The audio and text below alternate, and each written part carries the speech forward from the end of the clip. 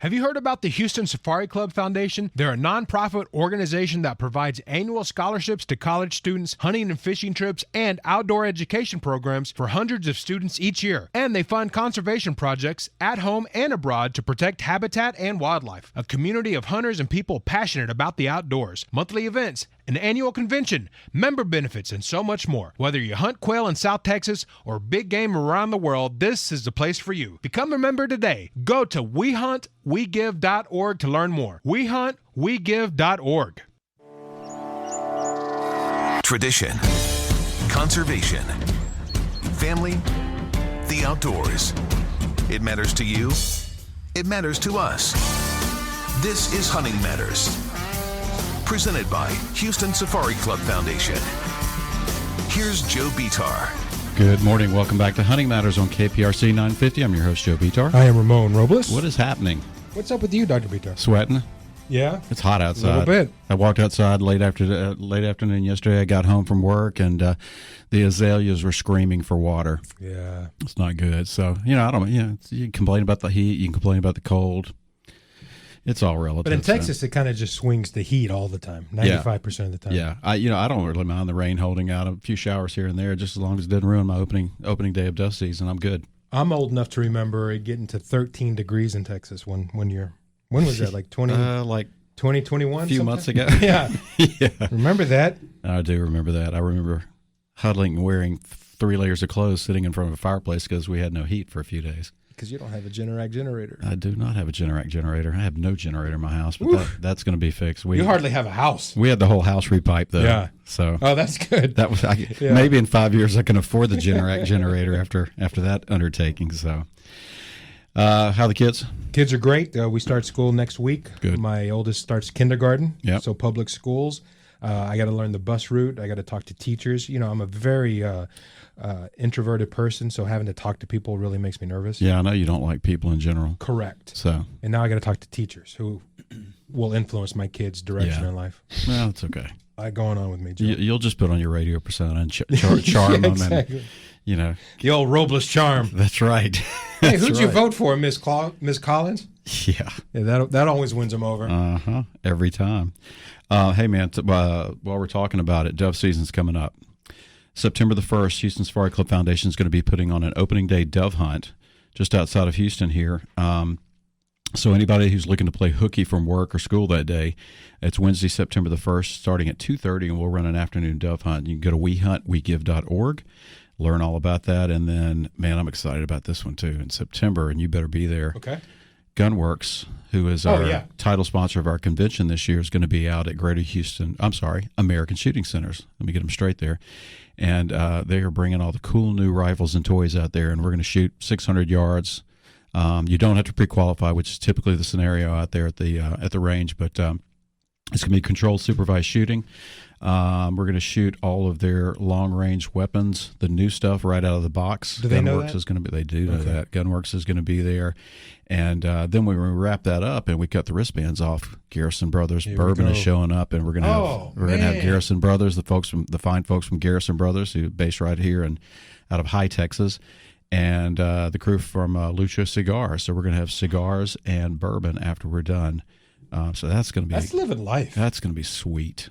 That's going to be sweet. I don't think it'd be better if it was like 35 degrees and we had a campfire going. So anyway, that's September some stuff. What? That's going to be the 28th. Okay. You were going to ask me that. Sorry after you put everything away. After I put everything away. September 26th, sorry. Okay. That's okay. At American Shooting Centers. That one will be from 3 to 7 in the evening. So a lot of cool stuff going on with Houston Safari Club Foundation. Go to WeHuntWeGive.org to learn all about that. So I'm pumped today.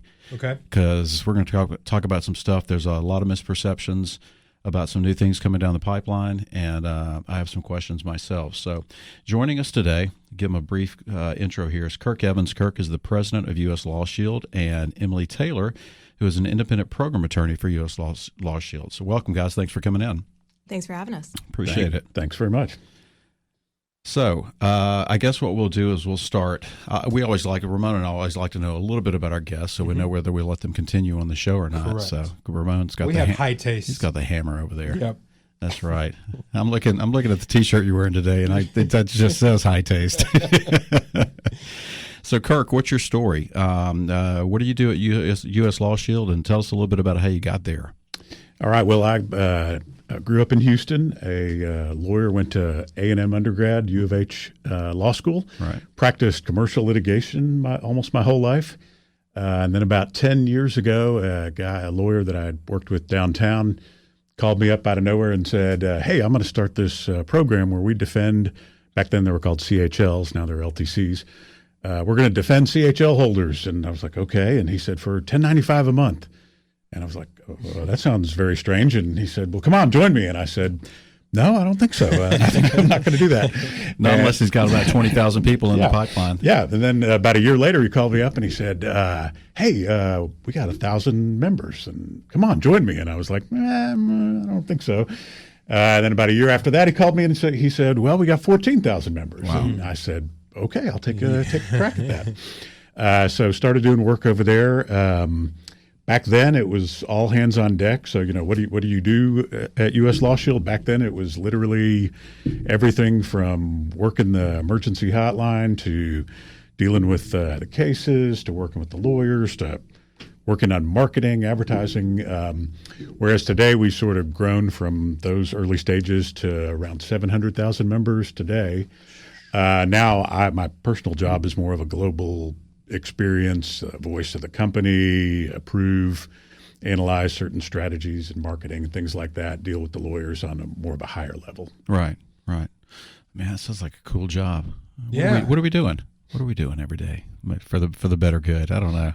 Now, 700,000, I'm sorry if I'm jumping ahead of you, Joe, is obviously across the country. That's correct. We're in 46 states. I think it's we're trying to get everywhere, but New York is going to be a no-go. A couple more states we're working on. So that it's still the biggest chunk is in Texas, close to 200,000. Wow. But the rest is across the U.S. Okay. That's amazing. So, Emily, tell us a little bit about yourself. Well, like Kirk, I am a native Houstonian. Okay. I did leave, actually, though, unlike Kirk. I spent a couple years in Nashville, Tennessee for my college and my law school. Okay. But came back as fast as I left, started my legal career as a prosecutor for Galveston County, Texas. Okay. Prosecuted first very low-level misdemeanors there and then worked my way up to the felony division until this little law firm that serviced U.S. and Texas Lawshield opened up a position about 7 years ago, brought me on board, and completely changed my life. It's, for those of us who think about prosecutors and defense attorneys, you think about white hats and then, kind of maybe scumbags, right? Right. But this is so unique in the legal world. We've got, a defense attorney and now, law firms full of defense attorneys who get to do nothing but defend the good guy and help people who have just had to defend themselves. Wow, that's cool. I want to dig into that a little bit deeper on the other side. We're here with Kirk Evans, President of U.S. Lawshield, and Emily Taylor, the Independent Program Attorney for U.S. Lawshield. We'll be right back with Hunting Matters on KPRC 950.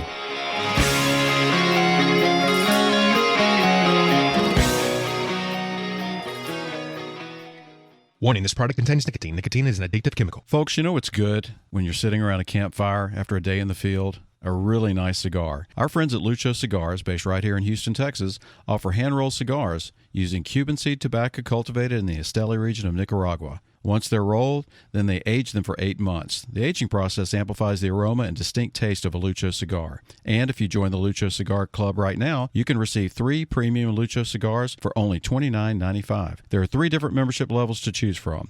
Go to lucho.com/cigars, sign up now and receive an exclusive offer just for listening to Hunting Matters or for being a member of the Houston Safari Club Foundation. That's LUCHO, Lucho Cigars, the world's finest. The Houston Safari Club Foundation Worldwide Hunting Expo and Convention at the George R. Brown Convention Center, February 4th through the 6th, 2022. Hunting and fishing outfitters from around the world. Gear, firearms, optics, taxidermy, and more. Banquets, auctions, raffles, and entertainment. $10 at the door. Children 12 and under and active military with ID get in free. Proceeds support youth education, scholarships, conservation, and hunters' rights. Sponsored by Gunworks, Forlow, Capital Farm Credit, Wildlife Partners, and Boyd's Hardwood Gun Stocks. Go to WeHuntWeGive.org to learn more.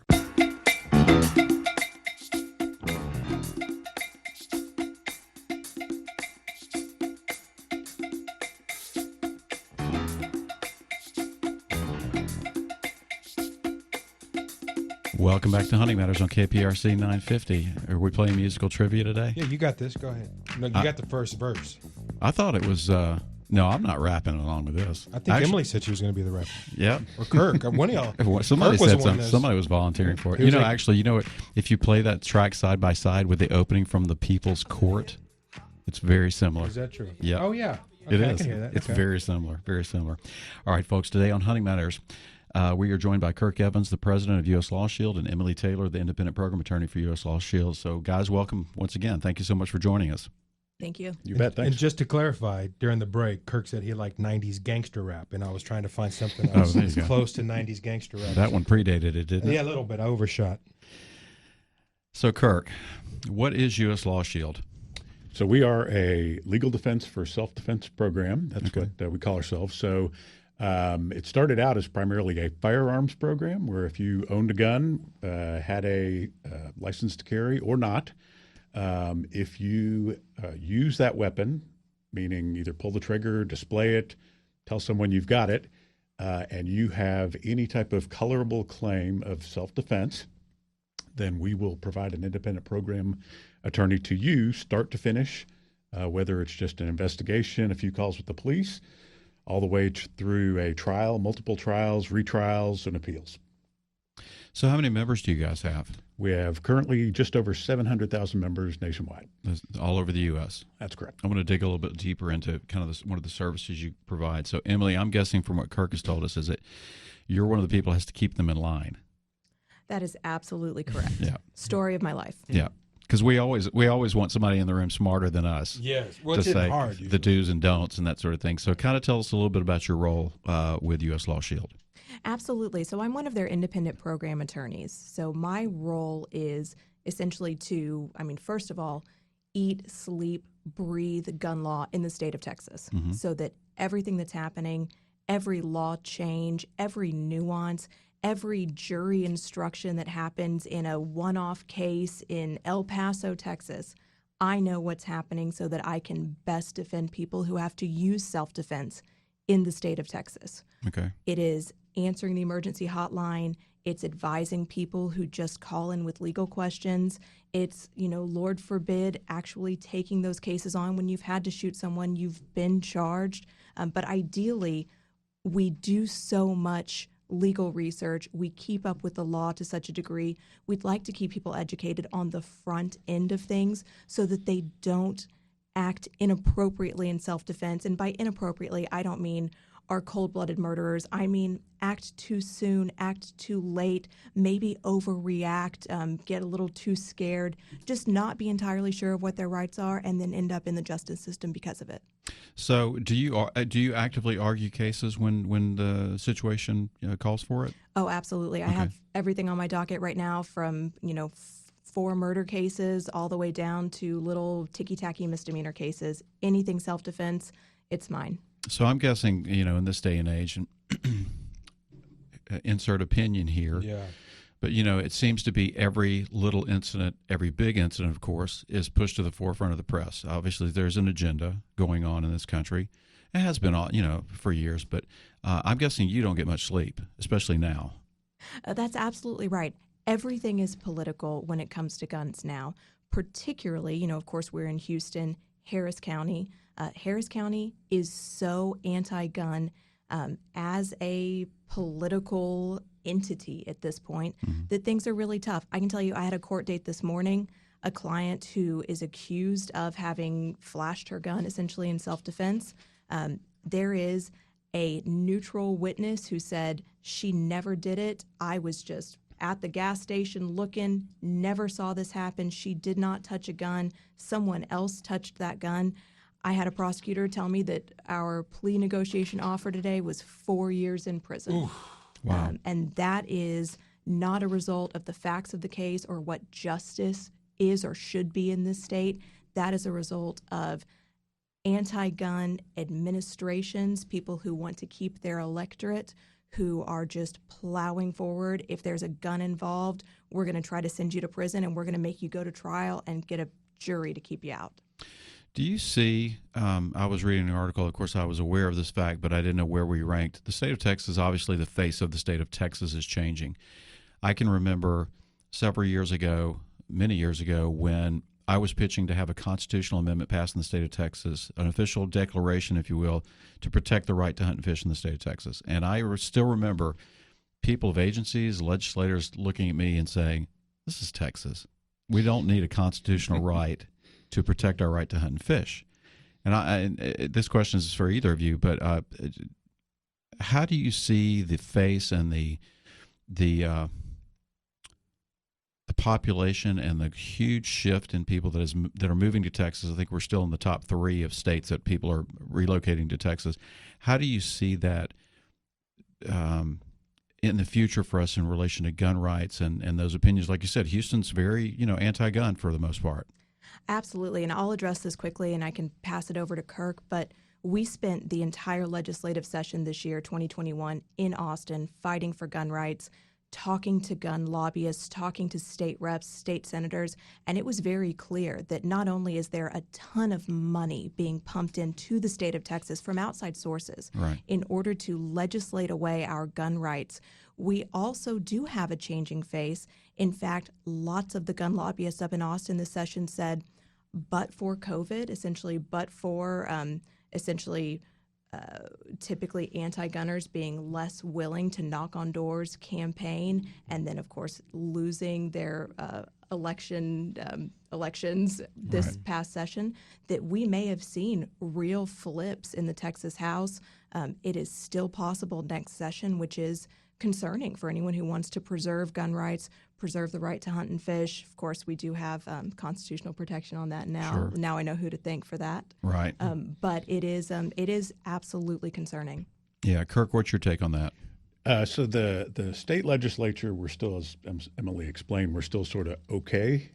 We still have the majority in favor of gun rights. It's tilting the other way, but the big concern is every major metropolitan area now has highly anti-gun top-end politicians, and they direct things all the way down to the district attorneys, the prosecutors, and those things are a matter of discretion. You look at a case that's, easily self-defense. The prosecutor's told, no, you prosecute basically every gun case, no matter what it looks like. Wow.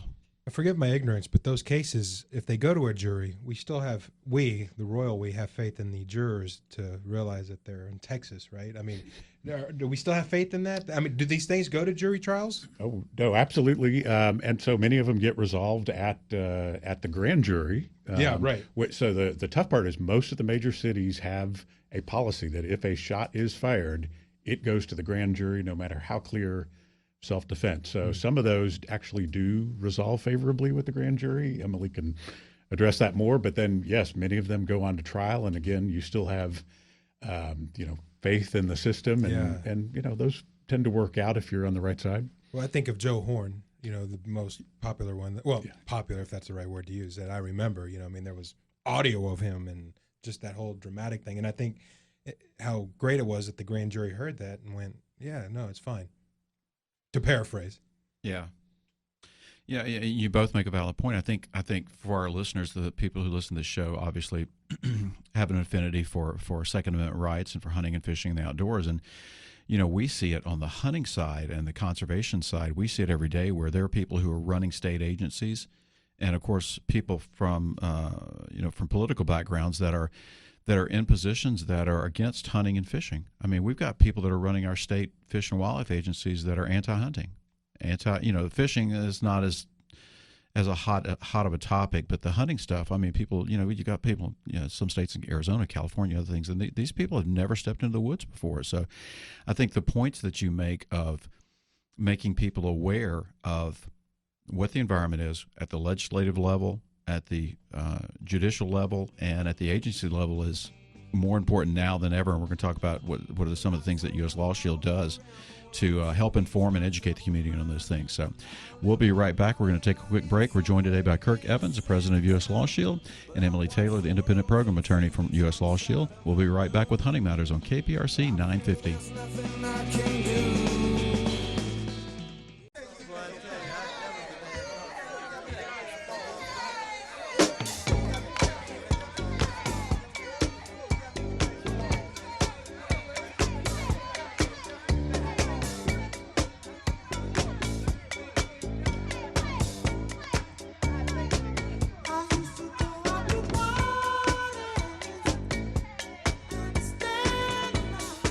Welcome back to Hunting Matters on KPRC 950. Ramona Robles is going old school on us today. Yeah, a little Marvin Gaye, right? Sweet. Yeah. Sweet.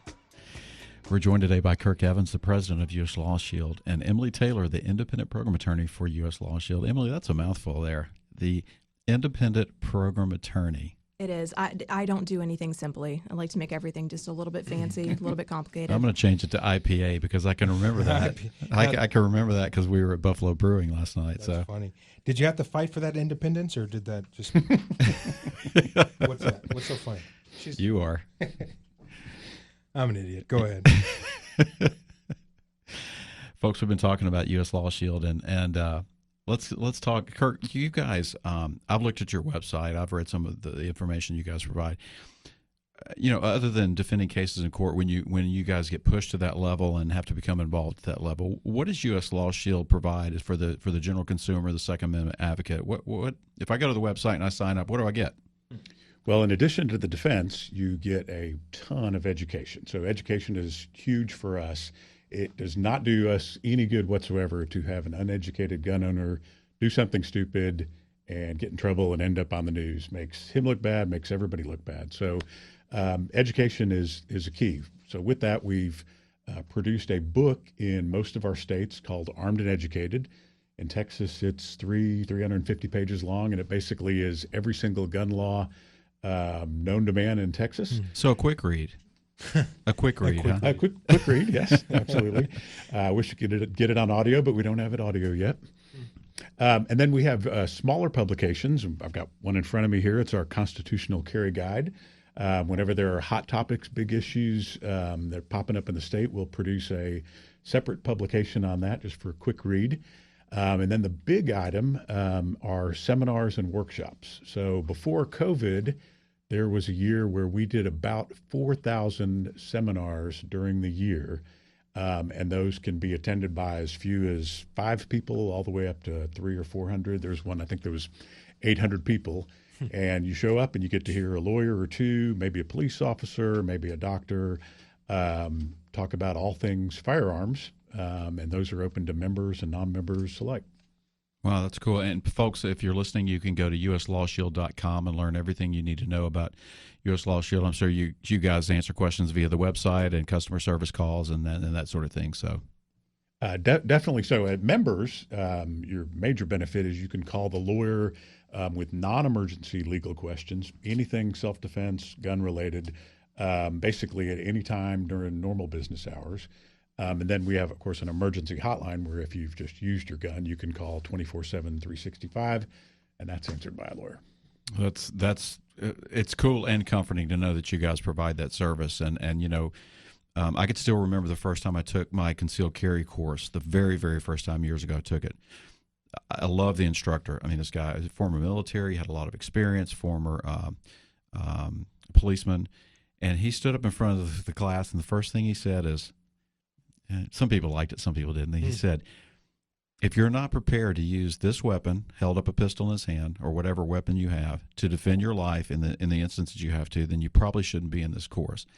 And we, to your point earlier, we don't think about what happens. I mean, we get conceal and carry, we carry a pistol in our truck or in our bedside table, whatever. But the things that happen when the window breaks or the front door's kicked in, none of us really know unless we've been in that situation as a military or police personnel. We really don't know how we're going to react to that. We don't. Like you said, too soon, too late. You just never really know until you're actually in that situation. So it's something that we really need to think about. And I encourage people to go to the website at uslawshield.com, become a member, and become informed, especially if you have a concealed permit, because we had a lot of people went out and bought guns in the last year. A lot of people bought guns. They're not comfortable with them. They're not familiar with them. And I think, maybe I'm totally off base, but I think you're going to see a rise in incidents where you guys are going to have to become involved to people who are just the casual gun owner. I think it's going to happen, more and more. And unfortunately, you guys are going to have to be busier and busier. All right, let's get to the big topic of the day. There's some perception in the public. We have constitutional carry in the state of Texas, which means we're going back to the Old West, and I'm talking general perception here. We're going to go back to the Old West, and everybody's going to be carrying a pistol on their hips. So I'd like for you to talk a little bit about what is constitutional carry in Texas. What does it mean for the general citizenry?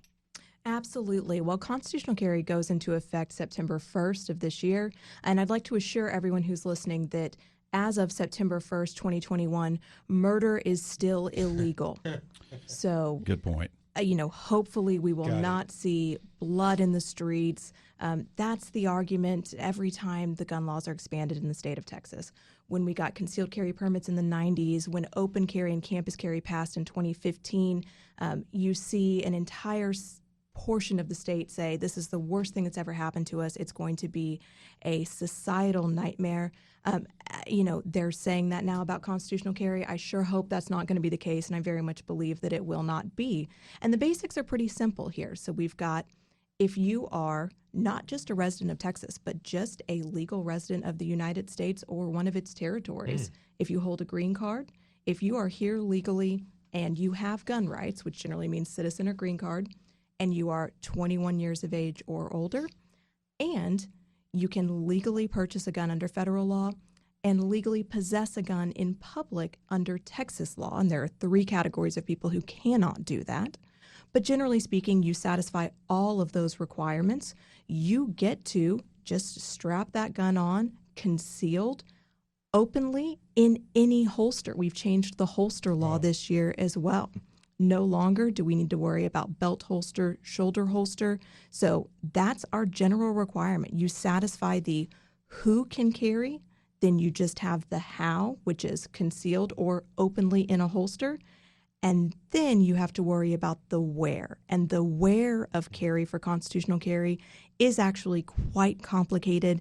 Not only is it complicated, but there aren't always going to be notifications and signage to tell you where you cannot constitutional carry. And ignorance of that law is no excuse in a courtroom. So it's going to be tough for some people. Okay. This gun law, open carry, constitutional carry, applies to people in Dallas too? Unfortunately. Okay, can't be perfect. But Texas is kind of late to the constitutional carry game. I mean, as far as I know, I don't expect you to know how many other states have constitutional carry, but this, when I first heard about it, it was like Kansas passed it, and I thought, well, where's Texas and all this? Texas is pretty, I don't know what the word, it's not as Wild West as the perception may be across the United States as far as gun laws go. You're absolutely right, but actually we've done better with constitutional carry than we ever have before. Okay. We were one of the last to institute a CHL, a concealed handgun license. We were one of the last to enact open carry, and we were the 21st to enact constitutional carry, which actually puts us far ahead of the curve considering where we've been in the past. Yeah. Pretty shocking.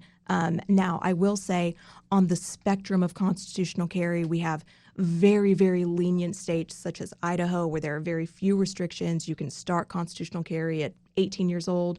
We have very, very restrictive states like Tennessee, in which you have to be a resident of Tennessee. You have to qualify for a Tennessee enhanced permit in order to constitutional carry. Oh, yeah, very much, very restrictive. So Texas isn't ahead of the curve on that. We actually sit about right in the middle if you're putting constitutional carry on a spectrum, not too restrictive, not too liberal. So what changes September 1st really for the gun owner? Well, for those of us who already have a license to carry, virtually nothing. So right. That's the good news for people who have been carrying prior to September 1st, 2021 under the authority of a license to carry. If you carry the same way September 1st you did the day before, you are going to be just fine. For those who are just beginning to carry, don't have a license, what really is going to be, I think, the toughie here is looking out for the proper signs. Signage in Texas was already extraordinarily complicated. It's getting worse. So on September 1st, we are going to see, all of us, a large number of new signs popping up. Everything from this brand new animal that's supposed to restrict constitutional carriers called a 30.05 sign to a 46.03 sign for prohibited locations to just what we call gun busters, our little Ghostbuster sign with the gun in the middle, which we actually think is going to be a legally effective anti-constitutional carry sign, but it is all up in the air to be resolved by the courts, and you know how quickly they do that for us. So. Right, sure. So you could have a little Ghostbuster sign that prohibits your Second Amendment. I could dig into the nitty-gritty of why we believe that to be true, Yeah. but for constitutional carriers, yes, we think that is within the realm of possibility. The conservative legal advice to constitutional carriers is any no-gun sign is valid, has the force of law, respect it. Wow. Man, we could talk about this for hours. I've got a ton of questions. Folks, we're joined today by Kirk Evans, the president of U.S. Lawshield, and Emily Taylor, the independent program attorney for U.S. Lawshield. We'll be right back with Hunting Matters on KPRC 950.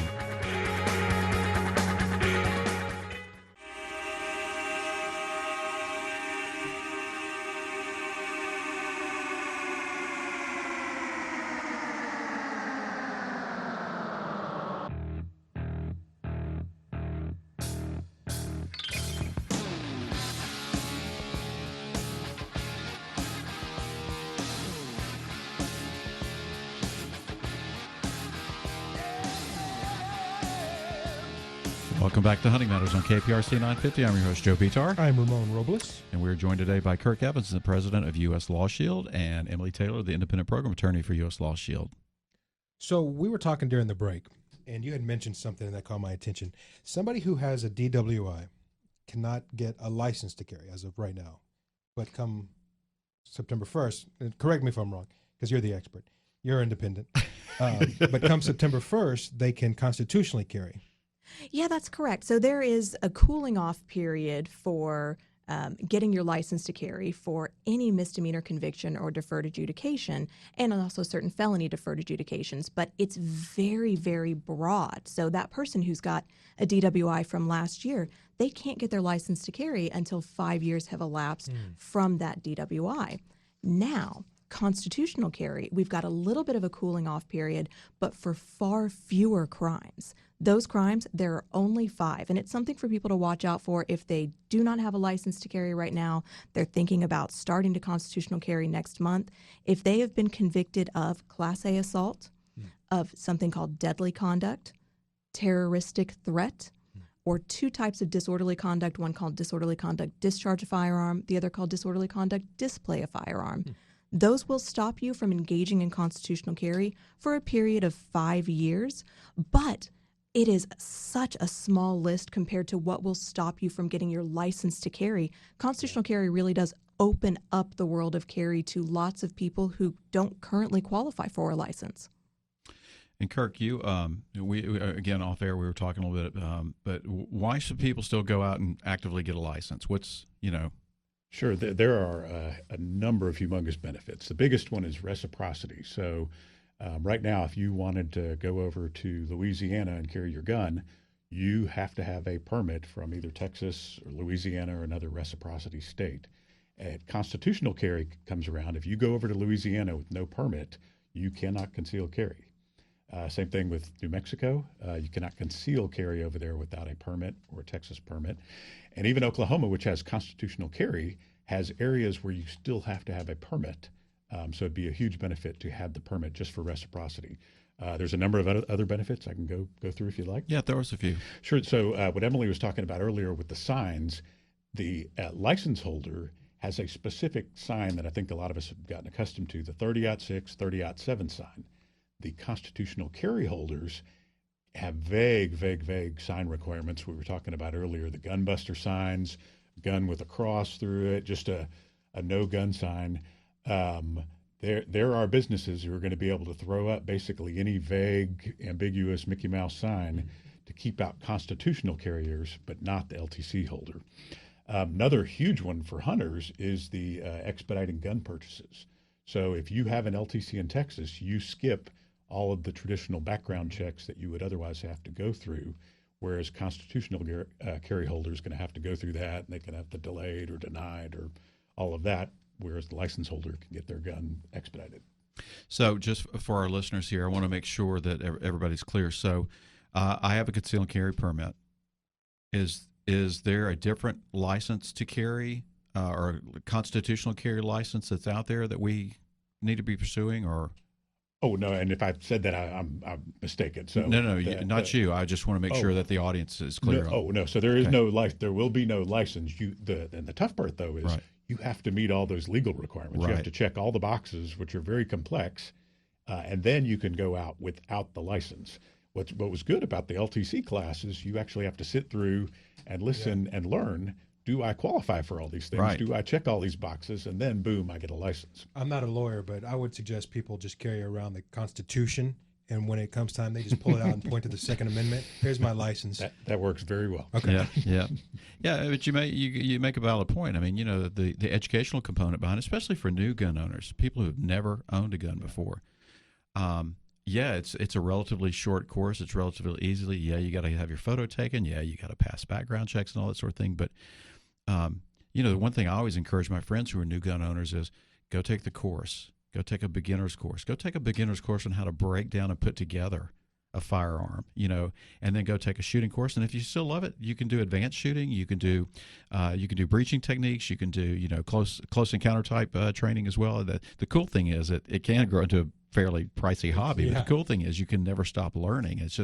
But it's so important to your earlier point to go and get licensed and take those courses and become familiar with a deadly weapon. I mean, that's the brunt of it. So I'm curious to where either of you can answer this. Where do you guys see nationwide reciprocity happening? Is it going to happen? I mean, we talk about it every legislative session on a national standpoint. So is it going to happen? When is it going to happen? What are some of the pitfalls and obstacles? The stage is set. However, we really missed our chance. We missed it under the last administration. I don't know when we're going to get that next chance for nationwide reciprocity, but the exciting thing is when we looked at the pandemic gun sales, what we saw were that so many of those first-time gun buyers, in fact, something like 40% were inclined towards either being voters who were going to vote for Joe Biden or who were undecided. And so we have a vast number of brand new Second Amendment supporters who lean perhaps more towards traditionally politicians who would not support the Second Amendment. And at some point, I think those pressures are going to come into play. I hope they're going to come into play. Perhaps we can all rally behind the Second Amendment and say it's not red or blue, it's a constitutional right. And at that point, getting nationwide reciprocity passed through would be, I think, a very easy proposition. I sure hope that in the next decade, this trend continues and we can see that happen. What does a nationwide, what does that look like? That's the federal government saying, California, you have to let Texans in with their weapon? Exactly. Think driver's licenses, think marriage licenses, full faith and credit to what the states of, the other states in the union have issued to its citizens, recognized by the other 50 states. It would be as easy as that driver's license with the added little pitfall of you still have to obey their gun laws in that state, which are going to be different, but that license would be recognized. No more going to California or New York or New Jersey unarmed. It would be a wonderful thing if we can get it, and I think that despite the fact that we lost our chance recently, I think that it could be in our future once again. Well, Ramon, the other thing is if you threw this up on a map and illustrated it, I can't imagine being a law enforcement official having to police this. Of course, they all know the laws and things, but state to state, you never know. I mean, for the uneducated, you go from one state to the next, you're breaking the law. Most people don't even know it because, these three states are going to talk to those two states, and then these three states will allow those states to come in with their concealed carry license. And it just seems like it would make it easier for everybody, the consumer as well as the law enforcement officials, to be able to have a nationwide reciprocity of carry. I don't know. Maybe I'm just trying to oversimplify it. Maybe you would get California into gear and saying, okay, look, we're going to have to allow this to happen. So let's get better people educated. Let's get better education courses going because people are going to start carrying in our state. Yeah. I don't know. It just makes too much sense. That's why it's not happening. Yeah, so it's true. Anyway, so we're going to wrap up here in a couple of minutes, folks. But is there anything about U.S. Lawshield or about the constitutional carry that we didn't cover today that we need to share with our audience? I think we touched on it pretty good. Thanks. We need another couple hours to actually talk about it. I wish we would. Absolutely. We're taking them to lunch. Okay. After the show here. You're or buying. Brunch. Yeah, that's fine. You're buying. So we like to end the show. This has nothing to do with anything we just really talked about, or maybe it will. We like to end the show with kind of a lightning round. So either one of you can take this. Kirk, I'll ask you. If you had one superpower, what would it be? Ooh, definitely time travel. Oh, I think that cures all other superpowers. So if you're not fast enough, you go back in time and just prepare farther in advance. Nice. If you're not rich enough, you just go back in time and buy Apple at 1979. There you go. Emily, what's your weapon of choice in a zombie apocalypse? Ooh, gosh, that is a great question.